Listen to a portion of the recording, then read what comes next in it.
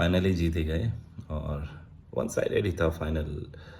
इसमें वो किक नहीं थी जो सेमीफाइनल देखने में मज़ा आया था। एंड देन अगेन रिस्क नहीं चाहिए तो वन साइडेड ही अच्छा लगता है फिर। लेकिन ये भी है कि इस तरह के मैचेस फिर बस आप वेट कर रहे होते हैं कि औपचारिक तौर पर ये ख़त्म हो जाए।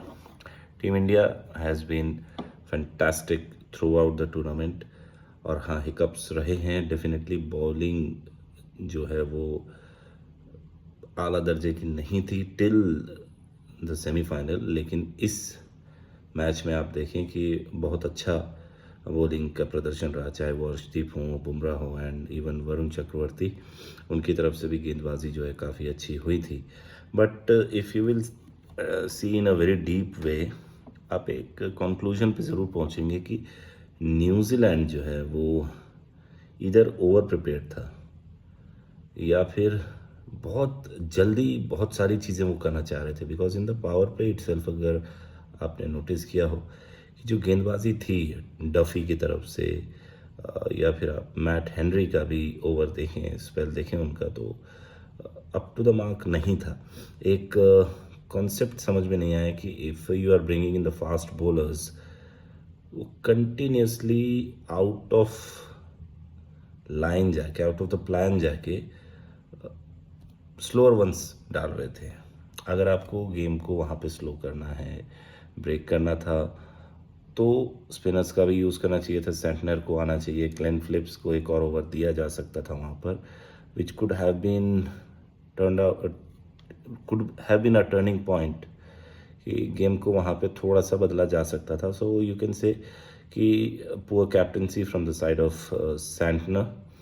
और फील्डिंग में भी आप कहें तो दे वेर ओके नॉट, जो न्यूजीलैंड का लेवल है वो नहीं दिख रहा था यहाँ पे। And of course as an Indian I am very proud that कि हमारी टीम ने इतना शानदार परफॉर्मेंस किया, थ्रू आउट डोमिनेंस दिखी। और कुछ वैसा फील आ रहा है जैसा 1999 से लेकर 2007 तक ऑस्ट्रेलिया को फील होता होगा, ऑस्ट्रेलिया के क्रिकेटिंग फैंस को फील होता होगा। कुछ उस तरह का फीलिंग जो है वो आ रही है इस वक्त कि हाँ चलो इवेंट है, टीम हमारी इतनी इतनी डोमिनेटिंग है कि इट विल कॉन्कर।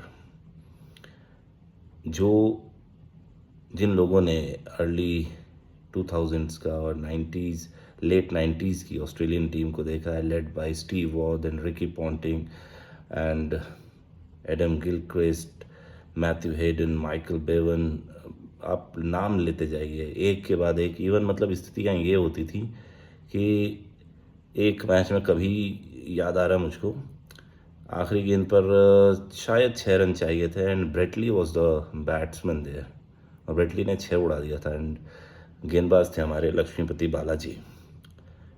आप सर्च करिएगा मिलेगा वो। तो इस तरह की डोमिनेंस देखने को मिलती थी कि ऑस्ट्रेलिया के साथ मैच है तो बस पूजा पाठ करो, तय होता था कि हम हारेंगे। और अभी वर्ल्ड क्रिकेट में इंडियन क्रिकेट की यही डोमिनेंस दिख रही है, इंडियन मेंस क्रिकेट टीम की यही डोमिनेंस देखी जा सकती है। They have been exceptionally well. Abhishek Sharma हो या फिर वरुण चक्रवर्ती, दोनों जो इस मैच से पहले तक थोड़ा सा लग रहा था कि यहाँ वहाँ हो रहे हैं, they have done again very well. And fastest 50 आ गई अभिषेक शर्मा के बल्ले से। अगर वो रुकते तो ये थोड़ी सी और बड़ी स्कोर की ओर बढ़ जाता। 255 जो बनाए, हो सकता है 270, 280-90 तक भी ये जा सकता था score. Then coming on to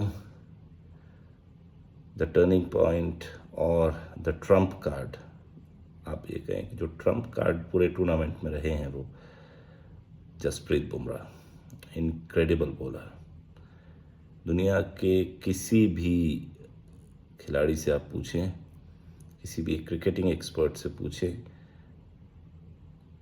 भारतीय टीम की रीढ़ अगर मजबूत है, it is because of Jasprit Bumrah. He has been fantastic throughout the tournament. और अर्शदीप, हालांकि विकेट उनसे ज़्यादा हैं उनके, लेकिन स्टिल लर्निंग फेज में है। Have to control on the aggression. जो कभी कभार इधर उधर हो जाते हैं, और जो आज डैरिल मिचेल के साथ इंसिडेंट हुआ, that should not have been done, not good in the spirit of game. And of course थोड़ा सा बुरा ज़रूर लग रहा है for the New Zealanders, because try करते नहीं दिखे. साइफर्ट थोड़ा सा एफर्ट डाल रहे थे, बट अदर देन दैट पूरी कीवी टीम जो है, it was not playing with that intent to win, ऐसा लग रहा था. यस ठीक है, वो शोल्डर्स उनके उतर गए थे 200 के ऊपर का स्कोर देखकर, एंड बुरा लगा इस तरह का उनका प्रदर्शन देखकर. But yes, we are happy because हमारी टीम ने बहुत ही शानदार प्रदर्शन किया है. अब तो और कोई क्रिकेटिंग इवेंट अभी फ़िलहाल नहीं है. 28 मार्च से जो IPL है वो शुरू होने का है, तो लेट अस सी तब क्या होता है. Congratulations team India and all the viewers around the globe जिन्होंने अपना समर्थन, प्रार्थनाएं टीम इंडिया के साथ रखी. Once again congratulations and thank you for watching.